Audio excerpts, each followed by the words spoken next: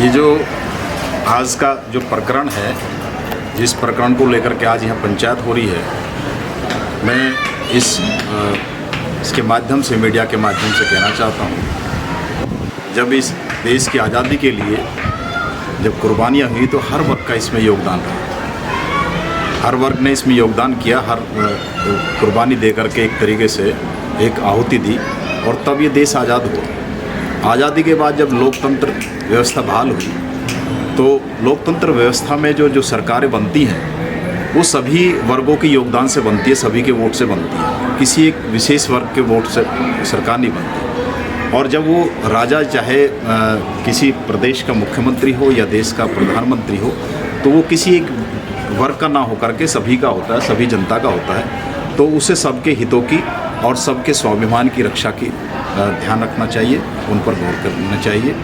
लेकिन जिस तरीके से जो इस बीजेपी की जो एक चाल है कि इसने पहले इस देश को हिंदू मुस्लिम में तोड़ने का काम किया, इसकी तोड़ने की व्यवस्था हम लोग जोड़ने का काम करते हैं। आज तक गुर्जर समाज ने सबको जोड़ कर चला, सबको जोड़ कर के लेके चले हैं और सभी को एक साथ लेके काम किया है। चाहे देश की आज़ादी की और 1857 की क्रांति की बात हो या देश के और निर्माण 1947 की बात हो, सब में सभी को साथ लेकर के इस देश को आज़ादी दिलाई। तो लेकिन इस बीजेपी गवर्नमेंट की एक नीति रही है कि तोड़ करके जो है सत्ता हत्याना, वही नीति के तहत जो ये आज काम कर रहे हैं। पहले हिंदू मुस्लिम के रूप में जनता को, देश की जनता को तोड़ने का काम किया, अब वो स्वयं ही जो हिंदू को तोड़ने का काम कर रहे हैं। जैसे कहीं जो है जाटों के साथ जो गुर्जरों को लड़ाने का काम कर रहे हैं, तो कहीं ठाकुरों के साथ गुर्जरों को लड़ाने का काम कर रहे हैं। लेकिन ये बहुत ही समझदार कौम है, क्योंकि ये राजा महाराजा रहे हैं। जैसे अब जिस महाराज पुरुष के लिए ये आज लड़ाई शुरू हुई है, उसके वंशज हैं हम लोग जो हैं।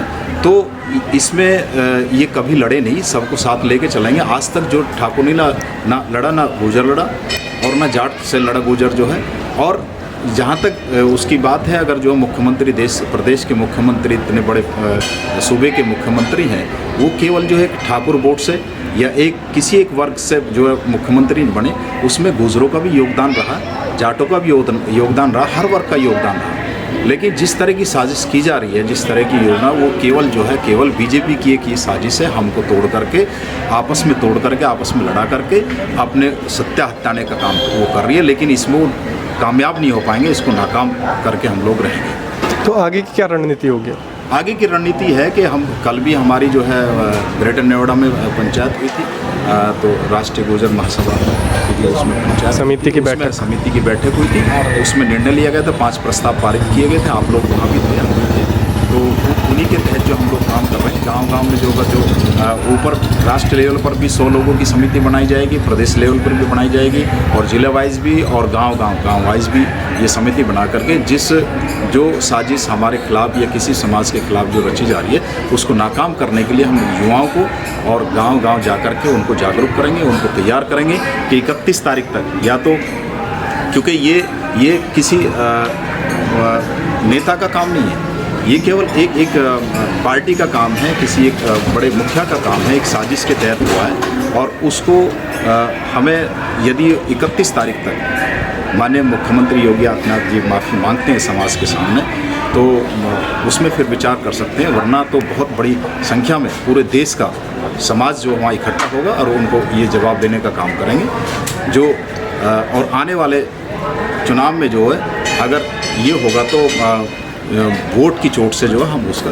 जवाब देने का काम करेंगे। पूरा समाज इस काम करने का काम करेगा, क्योंकि गुर्जर समाज कभी भी इस देश को विघटन के रूप में नहीं देखना चाहता, सबको एक संगठित करना चाहता है। जैसे सरदार पटेल हुए तो उन्होंने भी 565 रियासतों को एक करके पूरे देश को एक सूत्र में बांधने का काम किया।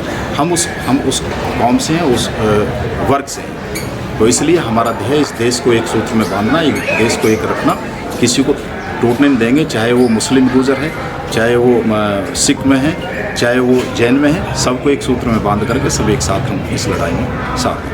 धन्यवाद। ये सारी जो है एक तो साजिशें हैं, साजिशों के अलावा कुछ नहीं है। बाकी समाज कोई अलग नहीं है, सब एक इंसान ही है, हिंदुस्तानी है हम लोग। वैसे ये सब विचारधाराएँ हम लोगों के मन के जो है खाम की वहम पाल रखा और लोगों ने कुछ नहीं है। वो भी हिंदू समाज से, हम भी हिंदू समाज से हैं। हमें मिलकर एक साथ रहना चाहिए। हमारा तो यही है कि सब मिलकर एक साथ रहो, अलग अलग रह के क्या फ़ायदा।